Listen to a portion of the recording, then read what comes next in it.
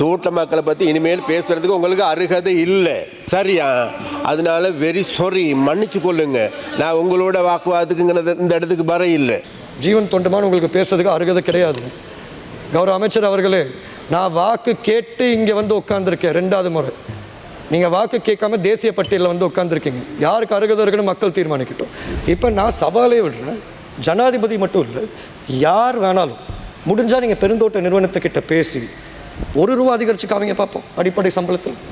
இப்போ இந்த வரவு செலவு திட்டத்தை பொறுத்த வரைக்கும் இது ஒரு இந்த அழகான ஒரு கண்கட்டி வித்தை. எதிர்கட்சியில் கூட வைத்தியர் அவர்கள் இருக்கார். அவரை நான் மதிக்கிறேன். ஆனால் அதே நேரத்தில் ஒரு விஷயம் சொன்னார், மலையக மக்கள் வந்து கப்பல்லேருந்து இங்கே வந்தவங்க.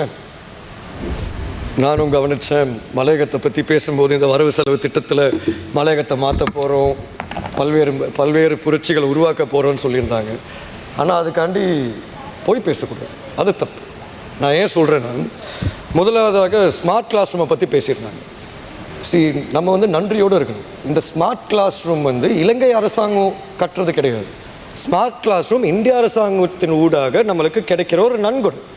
அதனால் இந்த தருணத்தில் அரசாங்க சார்பாகவும் சரி, மலையக மக்கள் சார்பாகவும் சரி, நான் இந்திய அரசாங்கத்துக்கும் இந்திய மக்களுக்கும் என்னோட நன்றியை தெரிவிச்சுக்கிறேன். 2வது விஷயம், இந்த ஸ்மார்ட் கிளாஸ் ரூம் இதை பொறுத்த வரைக்கும் எனக்கு ஒரே ஒரு கேள்வி தான் இருக்குது. கௌரவ அமைச்சர் இங்கே இல்லை, ஆனால் கட்டாயம் அவர் பதிலளிப்பார் நான் நம்புகிறேன்.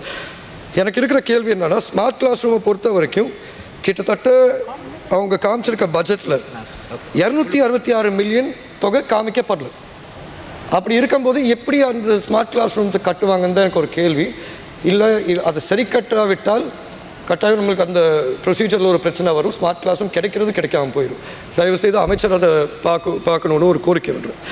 அதே மாதிரி இன்னொரு விஷயம், இந்த வரவு செலவு திட்டத்தை பொறுத்த வரைக்கும் ஜனாதிபதி அவர்கள் வந்து அழகாக பேசி சொல்லியிருந்தார், 1700 சம்பளம் நாங்கள் வழங்க போகிறோம் தோட்ட தொழிலாளர்களுக்கு. எனக்கு ஒரே ஒரு கேள்வி தான் இருக்குது, ஜனாதிபதி அவர்களுக்கு மட்டும் இல்லை, இங்கே உட்கார்ந்துருக்க ஆளுங்கட்சியில் இருக்க அனைத்து பாராளுமன்ற உறுப்பினர்கள் கிட்ட, குறிப்பாக மலையக பிரதிநிதிகள் கிட்ட, ஏங்க நாங்கள் 1700 சம்பளம் வழங்குவோம்னு சொல்லும்போது நீங்களாக இருந்தாலும் சொன்னீங்க, ஜீவன் தொண்டமான் காட்டி கொடுக்குறாரு நாங்கள் வந்து 2138 வழங்கணும்னு. அது எப்படி இப்போ ஜனாதிபதி 1700 சொன்னோன்னே உடனே வா வெல் டன், அது எப்படிங்க சாத்தியம்? அது தப்பு தானே. என்னை பொறுத்த வரைக்கும் நான் அவங்க எல்லாருக்கிட்டையும் ஒரு விஷயம் வெளிப்படையாக சொல்கிறேன், அது வந்து private sector, RPCs, regional plantation companies, அவங்கள பொறுத்த வரைக்கும் நெகோஷியேட் பண்ணி தான் சம்பளத்தை உயர்த்தணும். நாங்கள் வந்து 1700 சம்பளம் சொல்லும்போது நாங்கள் சொல்லியிருந்த விஷயம் 1350 அடிப்படை சம்பளமும் 350 ஊக்குவிப்பு தொகை அடிப்படையில் வருவோம். ஆனால் அப்போ நாங்கள் இந்த 1700 சம்பளத்தை வழங்கணும்னு நினைக்கும் போது கூட கம்பெனியோட பேசி எங்களால் 1350, அதாவது அடிப்படை சம்பளம் பேசிக் சேலரி 1350 அதிகரிச்சோம். இப்போ நான் சவாலே விடுறேன், ஜனாதிபதி மட்டும் இல்லை, யார் வேணாலும் முடிஞ்சால் நீங்கள் பெருந்தோட்ட நிறுவனத்துக்கிட்ட பேசி ₹1 அதிகரித்து காமிங்க பார்ப்போம் அடிப்படை சம்பளத்தில். ஏன்னா எங்களுக்கு தெரியும் அது எவ்வளோ கஷ்டம்னு. பெருந்தோட்டத்துறையை பொறுத்த வரைக்கும் நான் இதை ஆரம்பத்திலேருந்து சொல்லிட்டு இருக்கேன், மலையக மக்கள் வந்து இலங்கை நாட்டின் பிரஜைகளாக நடத்தப்படல, மலையக மக்கள் வந்து பெருந்தோட்ட நிறுவனத்தின் பிரஜைகளாக தான் நடத்திட்டு இருக்காங்க. அவங்களுக்கு என்ன பிரச்சனைகள் இருந்தாலும் பெருந்தோட்ட நிறுவனத்தோட முகாமையாளர் தான் அதுக்கு எல்லாத்துக்கும் பெர்மிஷன் கொடுத்தாங்க. அப்படி இருக்கும்போது அந்த விஷயத்தில் அரசாங்கம் தலையிடணும், அது நிரந்தர தீர்வு. நான் ஏன் இதை இங்கே சொல்கிறேன்னா, இங்கே இருக்க மலையக பிரதிகள் கிட்ட நான் ஒரே ஒரு விஷயம் சொல்கிறேன், நீங்கள் என்ன விமர்சித்தாலும், கடந்த அரசாங்கத்தை குறை சொன்னாலும், இது வரைக்கும் வந்திருக்க அரசாங்கம் எல்லாத்தையும் தப்பு சொன்னாலும், நான் வந்து உங்கள்கிட்ட முழுமையாக ஒரு ஆலோசனையாக தான் கொடுக்குறேன், நிரந்தர தீர்வுகளை எடுங்க. இப்போ என்ன திட்டுறனால மலையக மக்கள் வாழ்க்கையில் ஒரு பெரிய மாற்றம் கிடைக்க போகிறதில்லை. கடந்த அரசாங்கத்தில் இருந்த ஜனாதிபதியை விமர்சிக்கிறதுனால மலையக மக்கள் வாழ்க்கையில் எந்த விதமான மாற்றமும் வரப்போகிறது கிடையாது. தீர்வுகளை நோக்கி நீங்கள் பயணிங்க, நாங்களும் உதவி செய்கிறோம் தானே நான் சொல்கிறேன். இப்போ இந்த வரவு செலவு திட்டத்தை பொறுத்த வரைக்கும் இது ஒரு இந்த அழகான ஒரு கண்கட்டி வித்தை. நான் ஏன் இதை சொல்கிறேன்னா, கௌரவ ஜனாதிபதி அவர்கள் வந்து 1700 சம்பளம் வழங்கணும்னு சொன்னார். அதே மாதிரி நான் பார்த்தா 1800 மில்லியன் நிதி ஒதுக்கீடு வழங்கியிருக்காங்க, அதாவது உட்கட்டமைப்பு வசதிகளுக்கு, இன்ஃப்ராஸ்ட்ரக்சர் ஃபெசிலிட்டிஸ். வரவேற்க வேண்டிய விஷயம், நான் இல்லைன்னு சொல்லலை. ஆனால் எல்லாருக்கும் ஞாபகம் இருக்கும்னு நினைக்கிறேன், இந்த 1800 மில்லியன் எங்கேருந்து வந்துச்சு. நான் வந்து கடந்த அரசாங்கத்தில் அமைச்சராக இருக்கும்போது 4000 மில்லியன் நிதி ஒதுக்கீடு இருந்துச்சு காணி உறுதி பத்திரங்கள் வழங்குறதுக்கு, அதாவது அந்த காணி உரிமை திட்டத்துக்கு. அப்படி இருக்கும்போது எங்களுக்கு அதில் தெரிய வந்துச்சு 2000 மில்லியனை வச்சு தான் எங்களால் காணி உரிமை பத்திரங்களை வழங்க முடியும். பாக்கி 2000 மில்லியனை நாங்கள் வந்து உட்கட்டமைப்பு வசதிகளுக்கு பாவிப்போம். ஆனால் அந்த 2000 மில்லியன் ஏற்கனவே கடந்த அரசாங்கத்தில் நான் அமைச்சராக இருக்கும்போது இருந்திருக்கு. அதில் கொடுத்த ப்ராஜெக்ட் எல்லாரையும் பாதியில் நிப்பாத்திட்டு இதுக்கு ஆதாரம் அந்தந்த ஏஜி ஆஃபீஸ் கிட்ட மக்களே போய் விசாரிச்சிருக்காங்க. நாங்கள் வந்து அதிகமான அளவு முக்கியத்துவம் கொடுத்தோம், கல்விக்கு தான் கொடுத்தோம். அந்த ப்ராஜெக்ட் எல்லாத்தையும் நிப்பாட்டிட்டு இப்போ திருப்பி கொண்டு வந்திருக்கீங்க, பிரச்சனை இல்லை. ஒரே ஒரு சின்ன கோரிக்கை, இதை வச்சு இந்த சலுகை ரீதியான திட்டங்களை கொண்டு வரதுக்கு பதிலாக இந்த 1800 மில்லியனை நீங்கள் வந்து சுகாதாரத்துக்கும் கல்விக்கும் பயன்படுத்தினா கட்டாயம் ஒரு பெரிய மாற்றம் வரும். ஆனால் அது நம்ம எதிர்பார்க்குற மாற்றத்தை விட மிக சிறந்த மாற்றம் எதுனா மக்களுக்கு காணி உரிமை வழங்குறது. நாங்கள் இதை ஆரம்பத்துலேருந்து சொல்லிட்டு இருந்தோம். கடந்த வருஷம் உண்மைக்கும் நிறைய கஷ்டப்பட்டோம் இந்த காணி உரிமை வழங்குற விஷயத்தில். கேபினெட்லேயும் நாங்கள் அமைச்சரவையிலையும் நாங்கள் அதுக்கு அனுமதி எடுத்திருக்கோம். இப்போ ஒரு சின்ன உதாரணம், எங்களுக்கு இது வரைக்கும் தெரியல, கௌரவ ஜனாதிபதி அனுரகுமார் திசுநாயக் அவர்கள் வந்து தலவாக்கலையில் சொன்னார் மக்களுக்கு காணி உரிமை வழங்கி ஆகணும். ஆனால் எங்களுக்கு இந்த வரவு செலவு திட்டத்தில் எந்த இடத்துலையும் தெரியல அந்த காணி உறுதி பத்திரங்கள் வழங்குறதுக்கு நிதி ஒதுக்கீடு எங்கே இருக்குது, அதை யாராச்சும் கட்டாயம் தெளிவுபடுத்தி ஆகணும். நான் ஏன் இதை சொல்கிறேன்னா, இன்றைக்கி நம்ம நாட்டை பொறுத்த வரைக்கும் 2,04,000 ஹெக்டர் இருக்குது. இதை நாங்கள் பல்வேறு தடவை சொல்லியிருக்கோம்.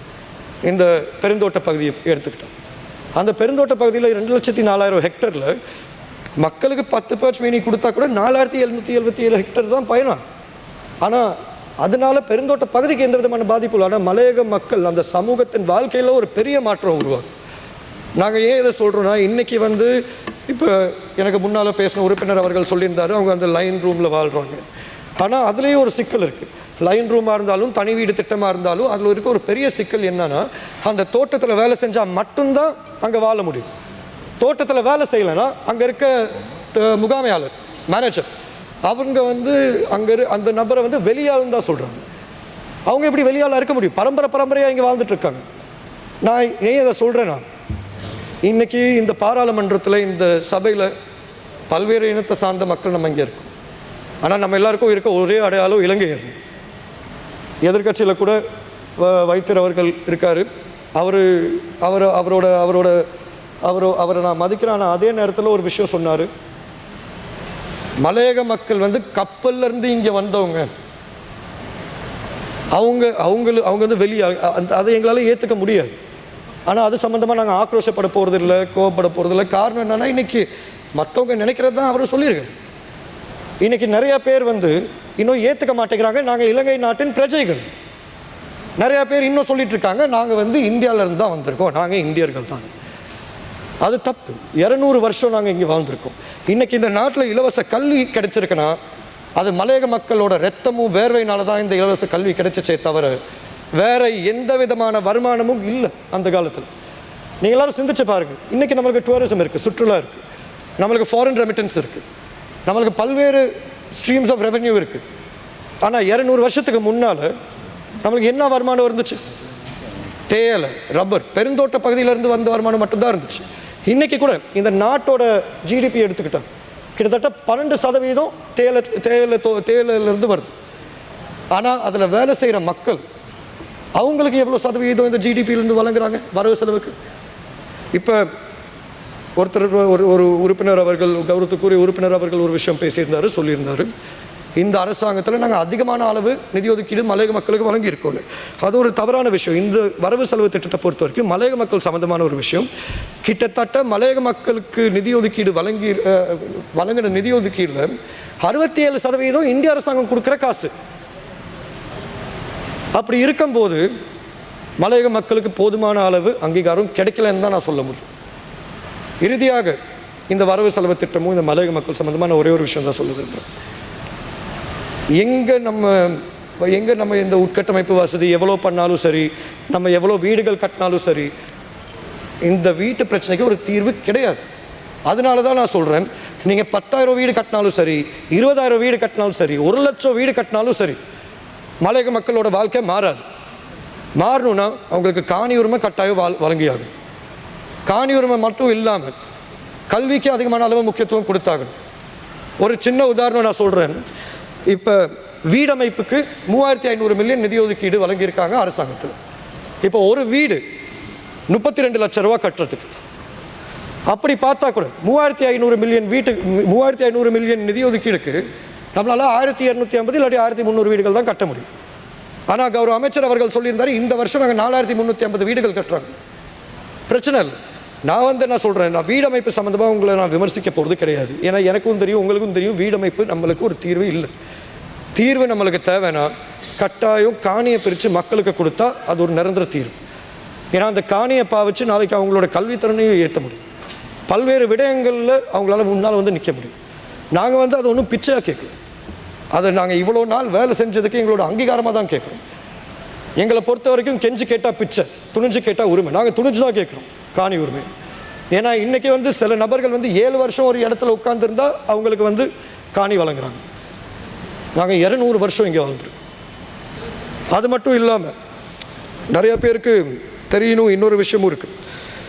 இன்றைக்கி இந்த வரவு செலவு திட்டத்தில் சொல்லியிருக்காங்க 1700 சம்பளம் வழங்குறாங்க. நான் ஏற்கனவே இந்த சம்பள பிரச்சனையை பற்றி பேசியிருக்கேன். நான் என்ன சொல்கிறேன், ஒரு நிரந்தர தீர்வு வரணும்னா இந்த ஏலம் விடுறதை நிப்பாட்டும்.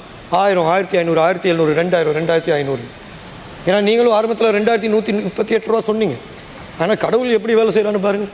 2138 ரூபான்னு சொன்னவரே 1700 சொல்ல வச்சுட்டாங்க. அதான் அரசியல்னு நான் நினைக்கிறேன். ஏன்னா ஆளுங்கட்சியை பொறுத்த வரைக்கும் எனக்கு ஒரே ஒரு வேடிக்கையான விஷயம், இந்த வரவு செலவு திட்டத்தை பார்த்தோம் தான் எனக்கும் அது தெரிஞ்சிச்சு. 65 வருஷம் சோஷியலிசத்தை நீங்கள் கட்டி காத்தீங்க. ஆனால் இன்றைக்கி மார்க்கெட்டெல்லாம் லிபரலைஸ் பண்ணி ஃபுல்லாக லிபரலிசம் தான் ஃபாலோ பண்ணிருக்கீங்க. ஆனால் அதே நேரம் இந்த வீடமைப்பு சம்மந்தமாக இன்னொரு விஷயமும் சொன்னாங்க. ரணசிங்க பிரேமதாஸ் அவர்கள் வந்து வீடு கட்டலன்னு. அது ஒரு தவறான விஷயம். நான் ஏன் இதை சொல்கிறேன்னா, ஒரு தீர்வு எடுக்கணும்னா இன்னொருத்தரை தாழ்த்தி தான், இன்னொருத்தரை வந்து பண்ணவே இல்லை அப்படி சொல்லி தான் தீர்வு எடுக்கணும்னு அவசியம் இல்லை. நீங்கள் வந்து அமைச்சு உங்ககிட்ட இருக்குது, நீங்கள் போய் எடுத்து பாருங்கள். 1972 66,000 வீடுகள் கட்டப்பட்டிருக்கு, தனி வீடுகள். அதில் 15,000 வீடுகளுக்கு மட்டும்தான் காணி உறுதி பத்திரங்கள் இருக்குது. பாக்கி 50,000க்கு கட்டாயம் வழங்கி ஆகணும். அது நீங்கள் பண்ணுவீங்கன்னு நான் நம்புகிறேன். ஏன்னா உங்களுக்கு 5 வருஷம் இருக்குது. அண்ட் அது மட்டும் இல்லாமல் இன்றைக்கி பல்வேறு அரசாங்கங்கள் வந்திருக்கு, பல்வேறு ஜனாதிபதிகள் வந்திருக்காங்க, பல்வேறு அமைச்சர்களும் இருந்திருக்காங்க. ஆனால் நீங்கள் எல்லோரும் கேட்க வேண்டிய ஒரே ஒரு கேள்வி, என்னதான் நம்ம வந்து இவ்வளோ நிதி ஒதுக்கீடு செஞ்சாலும், என்னதான் இவ்வளோ மாற்றங்கள் கொண்டாந்தாலும் ஏன் ஒரு நிரந்தர மாற்றம் மலையக மக்களுக்கு வரல? ஆனால் அதுலேயும் நான் சொல்கிறேன், அது நீங்கள் பார்க்குற கண் பார்வை தான் தப்பே தவிர அங்கே உனக்கு நடக்கிற விஷயம் வேறு. ஏன்னா நீங்கள் எல்லோரும் சிந்திச்சு பாருங்கள். நான் போன பாராளுமன்ற அமர்வுலையும் நான் எடுத்து சொல்லியிருந்தேன், மலையக மக்களை பொறுத்த வரைக்கும், மலையக சமூகத்தை பொறுத்த வரைக்கும் கிட்டத்தட்ட 10% தான் தோட்ட தொழிலில் ஈடுபடுறாங்க. பாக்கி 90% வேறு வேலையை பார்த்துட்ருக்காங்க. அவங்களுக்கு தீர்வு என்ன? இன்றைக்கி நம்ம அதை தான் கவனிக்கணும். ஆனால் நம்ம இன்னும் தோட்ட தொழிலாளர்கள், தோட்ட தொழில் அதை வச்சு தான் நம்ம எல்லோரும் அரசியல் பண்ணிகிட்ருக்கோமே தவிர அந்த மலையக சமூகம்னு நம்ம யாரும் பார்க்க மாட்டேங்கிறோம். இப்போ இன்றைக்கி கூட மலையக பிரதிகள் ஆளுங்கட்சியிலையும் இருக்காங்க, எதிர்த்தரப்புலையும் இருக்காங்க. எங்கள் எல்லாரையும் பொறுத்த வரைக்கும் யார் எந்த கட்சியில் இருந்தாலும் நம்ம ஒரு புரிந்துணர்வுக்கு வந்தாகணும். மலையக மக்களுக்கு நாங்கள் இந்த மாதிரி தான் செயல்பட போகிறோம். அவங்களுக்கு ஒரு short term, mid term, long term plan போட்டாகணும். நாங்கள் அமைச்சரவையில் இருக்கும்போது மலையக சாசனம்னு ஒன்று உருவாக்கணும். அந்த மலையக சாசனத்தை உருவாக்குனது வந்து ஒரு அரசியல்வாதியாக நான் கிடையாது. அந்த மலையக சாசனம், அப் கண்ட்ரி சார்ட்டர், அதை உருவாக்குனது புத்திஜீவிகளும் சிவில் சொசைட்டிஸும் எல்லோரும் சேர்ந்து தான் உருவாக்கலாம். அதில் நாங்கள் தெளிவெழுதியிருக்கோம். தயவு செய்து கௌரவ சமந்த வித்யாரத்னா அவர்கள் அமைச்சியில் இருக்கிற அந்த டாக்குமெண்ட்டை எடுத்து பாருங்கள். அதுக்கு அமைச்சரவை அங்கீகாரமும் கிடைச்சிருக்கு. அந்த மலையக சாசனத்தில் தெளிவாக எழுதியிருக்கோம், 5 வருஷத்தில் என்ன பண்ண முடியும், 15 வருஷத்தில் என்ன பண்ண முடியும், 30 வருஷத்தில் என்ன பண்ண முடியும். Change is not overnight. It takes time, but more than time, it takes political will, conviction and resilience. And beyond all of that, we do need to come together on certain aspects. உங்களுக்கு என்ன பிடிக்குது, உங்களுக்கு என்ன பிடிக்கல, அது ரெண்டாவது கட்டம். எனக்கு அதை பற்றி கவலை இல்லை. ஆனால் நம்ம ஒரு சமூகத்தை பிரதித்துவப்படுத்தும். அந்த சமூகம் பின்தங்கின சமூகம் தான். வெறுமனே 30% குழந்தைங்களுக்கு தான் ஆக்சஸ் டு குவாலிட்டி எஜுகேஷன், 40% மக்களுக்கு மட்டும்தான் access to quality health care. ஆனால் இதை நாங்கள் சொன்னால் உடனே யாராச்சும் சொல்லுவாங்க, அது உங்களால் தானே, நீங்கள் தானே இவ்வளோ காலமாக இருந்திருக்கீங்கன்னு. மலையக வரலாறு என்னான்னு தெரிஞ்சுக்கிட்டு பேசுங்க. உண்மையான விடயம் வந்து அங்கே இருக்கிறதுல பெரிய பிரச்சனை பெருந்தோட்ட நிறுவனத்தின் ஆதிக்கம். ஒரு அரசாங்கமாக அதை நீங்கள் உடைக்க பாருங்கள். முழுமையான ஆதரவை நாங்கள் கொடுக்குறோம். காணி உரிமை வழங்குறேன்னு நீங்கள் ஒரு வார்த்தை சொல்லுங்கள், இந்த வரவு செலவு திட்டத்துக்கு நான் பச்சை பட்டன் அழுத்தி நான் ஆதரவு கொடுக்குறேன். ஆனால் அது எப்படி கொடுப்பீங்கன்னு சொல்லுங்கள். அதே மாதிரி கடந்த பாராளுமன்ற அமர்வில் கௌரவ அமைச்சர் அவர்கள் ஒரு வார்த்தை சொல்லியிருந்தீங்க. என்னை பொறுத்த வரைக்கும் நீங்கள் ஒரு விஷயம் தெரிஞ்சுக்கணும். எனக்கு இந்த ஒரு தீர்வு எடுக்கணும் தான் ஆசையை தவிர நான் உங்களை தாழ்த்தி பேசணும், உங்களை விமர்சிக்கணும், அது இன்னும் கிடையாது. அதனால் நீங்கள் சொன்ன வார்த்தையில் நான் ஒரே ஒரு விஷயம் சொல்ல விரும்புகிறேன். நீங்கள் ஒரு வார்த்தை சொன்னீங்க, ஜீவன் தொண்டமான் உங்களுக்கு பேசுறதுக்கு அருகதை கிடையாது. கௌரவ அமைச்சர் அவர்களே, நான் வாக்கு கேட்டு இங்கே உட்காந்துருக்கேன் 2வது முறை. நீங்கள் வாக்கு கேட்காம தேசிய பட்டியலில் உட்காந்துருக்கீங்க. யாருக்கு அருகதை இருக்குன்னு மக்கள் தீர்மானிக்கட்டும். அது மட்டும் இல்லாமல் எனக்கு உங்களை விமர்சிக்கணும்னு இஷ்டம் இல்லை, அரசாங்கத்தை விமர்சிக்கணும்னு இஷ்டம் இல்லை. என்னை பொறுத்த வரைக்கும் ஒரு தீர்வு எடுக்கிறதுக்கு எங்களுக்கு அந்த ஆலோசனை வழங்க முடியும். நாங்கள் அந்த 5 வருஷம் நாங்கள் அரசாங்கத்தில் இருந்தோம், 1 வருஷம் தான் அமைச்சராக இருந்தோம். ஆனால் ஒரு கஷ்டமான சூழ்நிலை வரும்போது தான் வாய்ப்புகள் நம்ம கண்ணுக்கு தெரியும். நிறைய இடத்துல நாங்களும் நிறைய இடத்துல மாட்டியிருக்கோம் பிரச்சனைகள்னால. ஏன்னா நாங்கள் காணி உரிமை வழங்கணும்னு நினைக்கும் போது உள்ளாரே பிரச்சனை. என்ன தான் நாங்கள் வழங்கணும்னு நினச்சாலும் அதை செய்ய வேண்டிய சில நபர்கள் வேணும்னே செய்யாமல் விட்டுட்டாங்க. ஆனால் இன்றைக்கி உங்ககிட்ட 3-2 பெரும்பான்மை இருக்குது. உங்களுக்கு ஒரு ஜனாதிபதி அவர்கள் இருக்கார், நல்ல எண்ணம் இருக்குன்னு நான் நம்புகிறேன் அவருக்கு. அப்படி இருக்கும்போது கடந்த பாராளுமன்ற அதாவது 9வது பாராளுமன்றத்தில் தற்போதைய ஜனாதிபதி அனுரகுமார திசாநாயக்கா அவர்கள், கௌரவ மனோகணேசன் அவர்கள் இருவருமே சேர்ந்து ஒரு பிரேரணை கொண்டாந்தாங்க. மலையக மக்கள் சம்பந்தமாக இங்கே விவாதிக்கணும். அந்த பிரேரணையில் 42 பாராளுமன்ற உறுப்பினர்கள் பேசியிருந்தாங்க. 42 பாராளுமன்ற உறுப்பினர்களுமே காணி உரிமை வழங்கணும்னு தான் பேசியிருந்தாங்க. அப்படி இருக்கும்போது எங்களுக்கு கட்டாயம் இந்த அரசாங்கத்தோட நோக்கம் என்னான்னு தெரிஞ்சாகணும். நீங்கள் காணி உரிமை வழங்குவீங்களா மாட்டீங்களா, இல்லாட்டி நீங்கள் தனி வீடுகள் கட்டுறீங்களா, மாடி வீடுகள் கட்டுறீங்களா, இல்லாட்டி நீங்கள் மக்களை வெளியேற்ற போகிறீங்களா?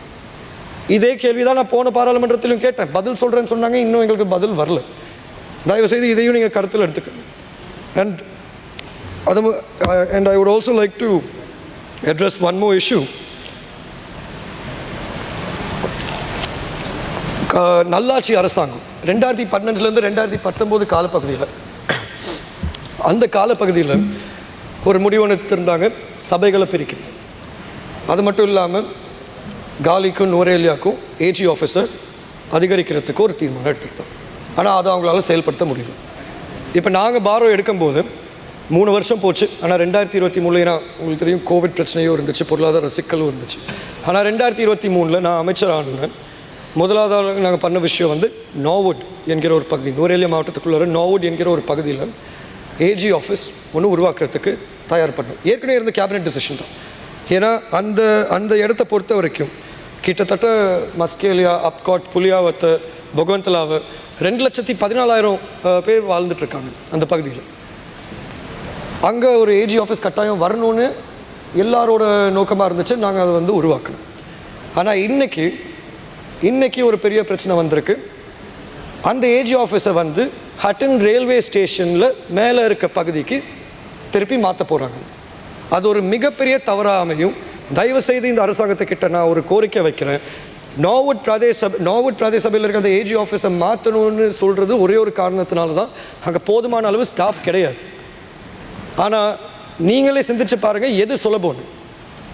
அந்த அந்த அந்த அந்த கட்டிடத்துக்கு நீங்கள் ஒரு 4 ஸ்டாஃப் போடுறது சுலபமாக, இல்லாட்டி ஹட்டன் ரயில்வே ஸ்டேஷனுக்கு மாற்றி 2 லட்சம் மக்களை நீங்கள் கஷ்டப்படுத்த போகிறீங்க.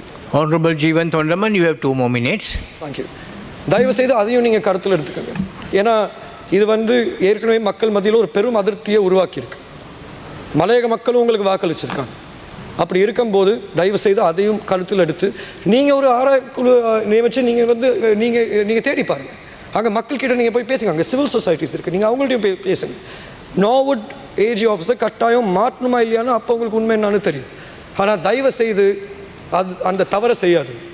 அது மட்டும் இல்லாமல் அந்த ஹட்டன் ரயில்வே ஸ்டேஷன் மேலே நீங்கள் அங்கே வாய்ப்புகள் உருவாக்க முடியும். அங்கே இருக்க இளைஞர்களுக்கு, வேலை இல்லாமல் இளைஞர்கள் இருக்காங்க, அவங்களுக்கு நீங்கள் ஒரு வேலை வாய்ப்பை உருவாக்க முடியும், ஒரு வேலை திட்டத்தை கொண்டு வர முடியும். அதை விட்டுட்டு நீங்கள் அங்கே ஒரு ஏஜி ஆஃபீஸ் கொண்டு போனால் நீங்கள் அங்கே வேலை செய்கிற ஊழியர்களுக்கு கொடுக்குற அதே சம்பளத்தை தான் இங்கேயும் கொடுக்க போகிறீங்க. தயவுசெய்து அதை மனசில் எடுத்துக்கோங்க. Honorable Deputy Speaker, I would just like to address one last matter. I want to thank Honorable Bimal Ratnayaka for bringing up the issues pertaining to the elephants which happened recently. And it's very unfortunate and very tragic, but I would just like to remind everybody in this house, from 2006, the Animal Welfare Bill has been in limbo. And from 2022, it has been sent to Parliament. Honestly, we are not aware of what's happening right now. It is in Parliament, it is somewhere mixed up in the legislative process, and that does need to be enacted. The reason I'm saying this is, in 2018, if I'm not mistaken, and in 2022, and also now 2023, there have been repeated issues of people showing cruelty to animals, harming animals. One dog, I believe, was beaten to death. Another dog was burnt to death. And I believe last month, a dog was sent in as bait into Yala, for the leopard. And just for tourists to see. And for a country which thrives on Buddhist principles, I think we need to pay more attention to the voiceless. And if anyone thinks, why is he talking about animals and all that, I would like to remind all of you, at the end of the day, it also affects the kind of society that we are here. If a person can show so much cruelty to a creature that cannot speak, imagine what a menace to society that person can become. So my humble request to the government is, please push forward the animal welfare bill, and it will prevent animal cruelty, simply because if today someone were to show cruelty to an animal, they have to pay only 50 cents as a fine. And it's very illogical. And that has been the repeated requests of many people. In fact, even the elephant population, Sri Lanka had 14,000 elephants 100 years ago. Today we're reduced to 6,000. They are an endangered species. The one matter which Honorable Leader of the House had left out was, though the train hit the elephants in their calves, it was the elephant corridor. They have right to overpass it. And it's shameful that we're talking about spending 3,000 million for digital infrastructure, but we're allowing monkeys to shut down the electricity. We're hammering elephants with trains. I'm not blaming the government on that. I know it's not under their control, but it can be prevented. But anyway, Honorable Deputy Speaker, thank you for the time, and please take everything that I've said into account. Thank you. Order, please. Yes, Honourable Member, yes. ඇතරම විපක්ෂ මන්ත්‍රීතුමා අදහස් දක්වපු අතරේ අර විශේෂයෙන් මේ ඉන්දීය ආධාරය යටතේ තමයි ගොඩක් ව්‍යාපෘති සිද්ධ කරලා තියෙන කියන එකෙන් අදහසක් එනවා මේ ආණ්ඩුවේ රාජ්‍ය මූල්‍ය වෙනමක් තියෙනවා ඉන්දියාවේ පිටින් එන එකක් අපිට අදාළ නැහැ කියලා ඒක වැරදි. يعني ඒක ආධාරයක් විදියට ආවත් වෙනත් ණය මාර්ගයෙන් ආවත් අවසානයේදී මේ රාජ්‍ය මූල්‍ය යටතේ තියෙන්නේ. ඉතින් ඒ වියදම් සිද්ධ වෙන්නේ රාජ්‍ය මූල්‍ය. එතකොට ඒක විශේෂයෙන් අපිට ආධාරව වෙනත් මාර්ග වලින් අපිට ලැබෙනවා නම් ඒක ආකාරයක හොඳයි. ඒක තාක්ෂණික ඒක නිවැරදි කරන්නට අවශ්‍යයි. Yes, Honourable Jeevanthondaman. Honourable Minister, I need to remind you, I'm not sure if you heard whatever I said correctly. I said out of the allocation given to the Community Infrastructure Ministry, 67% of that allocation is from Indian funding. Namely, I can tell you, because I was the one who signed off on it. When it was the 200th year anniversary of the upcountry people coming into Sri Lanka, it was Prime Minister Modi who gave a 3 billion rupee grant, number one. Number two, this 3,500 million, that comes under Indian housing. I know it has to come through the government of Sri Lanka, but the money is from India. And 33% of the allocation given to the Estate Infrastructure Ministry is the government of Sri Lanka funds. I'm not saying it's wrong. We've always done projects from different countries which have helped us out. But I'm saying when the tea estate workers give 12% of income to the government, the percentage which has to be given to them should be increased, is what I'm saying. It's that simple. So I'm sorry if you misinterpreted it, but this is what I meant.